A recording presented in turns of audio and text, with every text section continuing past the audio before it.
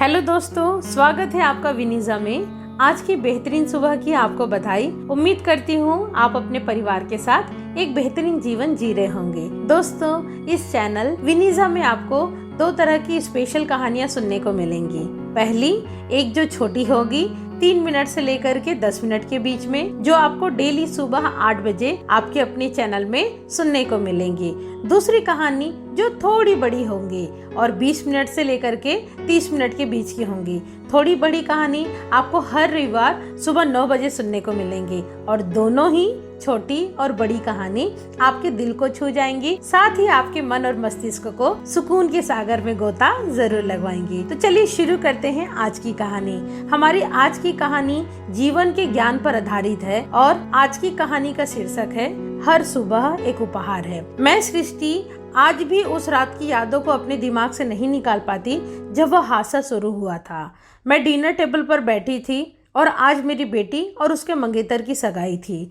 धीमी रोशनी में परिवार और दोस्तों के मुस्कुराते चेहरे मेरे चारों ओर थे। मेरे पति पंकज ने मुझे आशा भरी निगाहों से देखा। हर माता पिता का सपना होता है अपनी लाडली का धूमधाम से शादी करना, और हमारे देश में तो ये संस्कार है जिसके मुताबिक धरती का सबसे बड़ा दान है कन्यादान। मुझे क्या पता था ये मेरे आखिरी खुशनुमा लम्हे हो सकते थे। उस रात जब मैं बिस्तर पर लेटी, मेरी जिंदगी हमेशा के लिए बदल गई।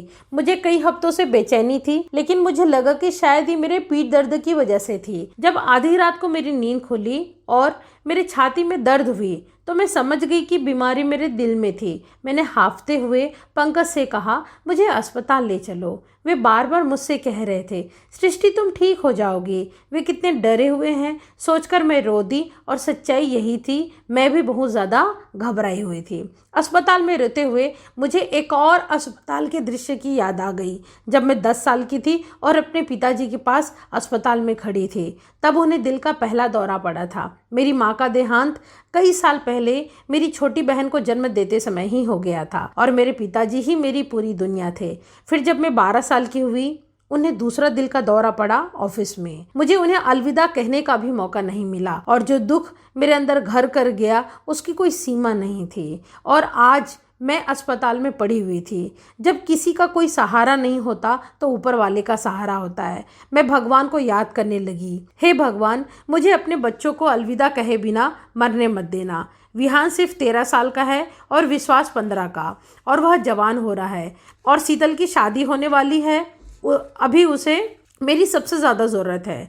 इधर मेरे दिल की रुकावट का पता करने के लिए मेरा एंजियोग्राफ किया जा रहा था, उधर पंकज बच्चों को लेने चले गए। डॉक्टरों ने बताया कि मेरी 4 में से 3 नाड़ियाँ अवरुद्ध थी। मैं रो पड़ी, लेकिन मैं तो अभी सिर्फ 38 साल की हूँ। मेरे डॉक्टर ने मुझे समझाया कि मुझे ये दिल की बीमारी अपने पिता से विरासत में मिली थी। उसने कहा, तुम्हें बाईपास सर्जरी की ज़रूरत है, लेकिन तुम्हारे दिल को इतनी ज़्यादा क्षति पहुंची है कि किसी भी इलाज के तरीके से मेरी मौत हो सकती है।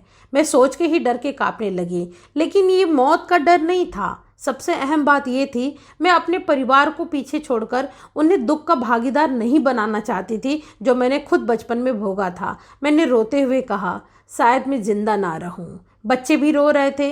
मुझे मेरे पति की आंखों में डर साफ साफ दिखाई दे रहा था। पंकज और मेरी शादी को 20 साल हो चुके थे। उन्होंने धीमे स्वर में मुझे स्पर्श करते हुए कहा, हमें अभी बहुत कुछ करना बाकी है।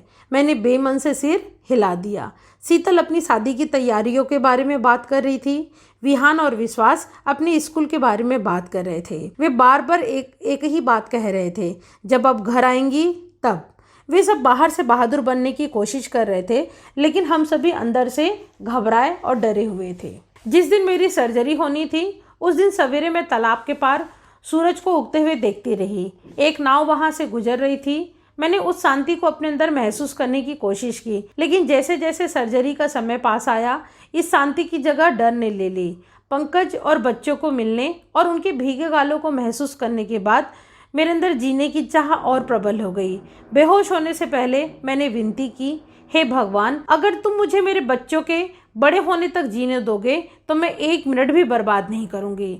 जब मुझे होश आया तो सर्जरी हो चुकी थी। मैं पंकज का हाथ थामे हुए अपने बच्चों की तरफ देख रही थी। मैंने सोचा उनका स्पर्श कितना कोमल, उनकी मुस्कुराहट कितनी सुंदर है और अब मेरे पास इन सब का आनंद उठाने के लिए दुनिया भर का समय है। लेकिन 2 दिन बाद मेरे डॉक्टर ने मुझे बताया कि मेरी नाड़ियाँ फिर से अवरुद्ध हो सकती थी और मेरा दिल इतना कमजोर था कि दूसरी सर्जरी बर्दाश्त नहीं कर सकता था। उसने कहा, माफ करना सृष्टि, इस सर्जरी से आपको 6 साल की जिंदगी ही मिल सकती है।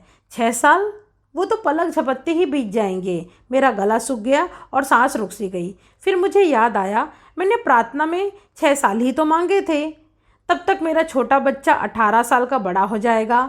मैं पंकज के साथ ज़्यादा समय बिता पाऊंगी। हाँ, भगवान अपनी बात पूरी कर रहा था। अब मैंने प्रण किया कि मैं भी अपनी बात पूरी करूंगी और समय का पूरा सदुपयोग करूंगी। इसलिए मैंने जिंदगी का जश्न मनाना शुरू किया। अपनी बेटी की शादी में, अपने बेटों के साथ किशोरावस्था की परेशानियों के बारे में बात करने में और बर्थडे केक बनाने में। हर लम्हा डाकिये का स्वागत करने से लेकर अपने पोते पोतियों को पालने में झुलाने तक हर लम्हा एक खास जादू से भरा था।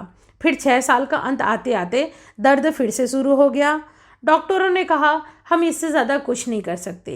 फिर वही पुराना डर मेरे अंदर घर करने लगा। एक दिन विहान मेरे सीने से लगकर रोने लगा। एक और दिन शीतल आंखों में आंसू भरकर बोली, माँ मुझे आपकी ज़रूरत है, मेरे बच्चों को उनकी नानी की ज़रूरत है। मैंने उन सबको तसल्ली देते हुए कहा, मैं जितने दिन हो सकेगा उतने दिन जिंदा रहूँगी।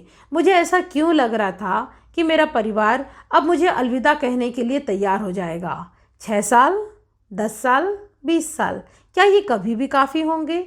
मेरे अंदर से एक चीख सुनाई दी, सृष्टि अपनी जिंदगी के लिए लड़ो। तो मैंने डाइट और सकारात्मक सोच पर पुस्तकें पढ़नी शुरू कर दी। मैंने प्रण किया कि मैं जिंदा रहूंगी। शायद ये भगवान का वरदान था, शायद ये मेरी आंतरिक शक्ति थी। आज 2 साल बाद मैं पहले से ज़्यादा बेहतर जिंदगी जी रही हूँ। मैं हर नई सुबह का स्वागत करती हूँ और रात में पंकज के साथ सिमटकर हर साधारण, खूबसूरत और कुंठा भरे क्षणों के लिए भी भगवान को धन्यवाद देती हूँ। मैं जानती हूँ वो दिन भी आएगा जब मेरे बिना भी सूरज निकलेगा और मैं यह सोचकर रोती हूँ कि मैं अपनी पोती का स्कूल में पहला नाटक नहीं देख पाऊंगी या उसके छोटे भाई का पहला क्रिकेट। लेकिन भगवान ने मुझे मेरे मांगे हुए से पहले ही ज़्यादा दे दिया है और मैंने सीख लिया है कि हर लम्हा कितना अनमोल है। भीषण ठंड के बीच में आखिरकार मैंने सीखा कि मेरे अपने ही अंदर ऊर्जा का एक असीम भंडार था जो अपराजेय था।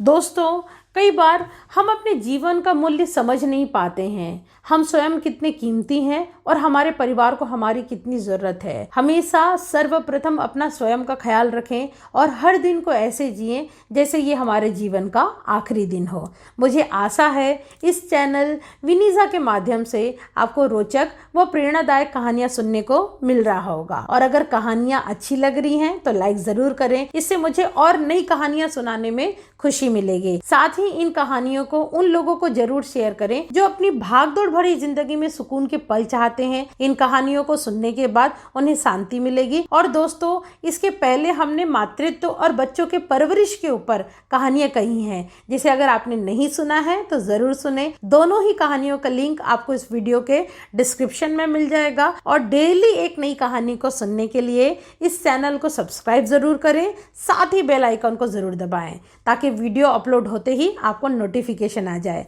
हमारी आज की कहानी को सुनने के लिए दिल से धन्यवाद।